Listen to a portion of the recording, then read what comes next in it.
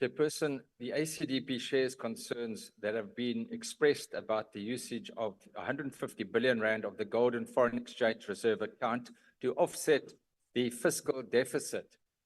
Now, Chairperson, there's a saying in Afrikaans that says, "Benode katte maak benode spronge." In other words, it's like a cat on a hot tin roof.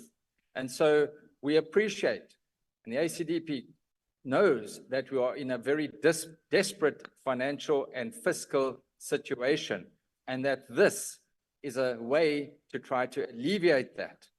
This account houses unrealized profits created by the fall in the value of the rand in the past decade against the foreign exchange held by the bank.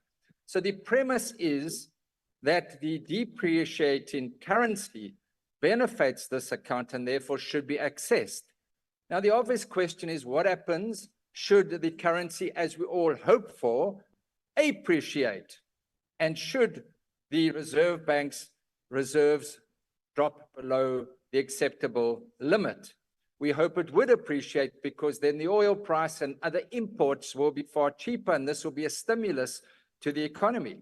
Now, it's interesting that the Reserve Bank initially argued that 100 billion rand of the 497 billion in this account tends to be impacted by market volatility, and running down the currencies or the country's reserve buffers at a time of heightened global uncertainty may not be the best strategy. But we appreciate that the Reserve Bank has now agreed to the proposal and that this settlement has now been reached.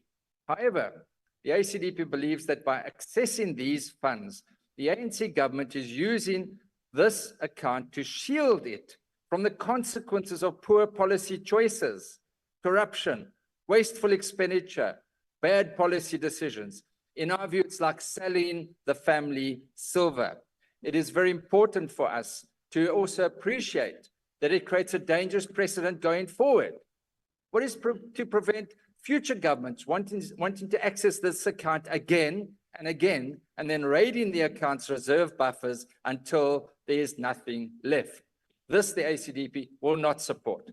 Lastly, we would like to thank the Appropriations Committee and the chairperson for their very hard work under very, very difficult and limited time frames. This needs to be considered in the new Parliament. I thank you. Thank you, Honourable Member.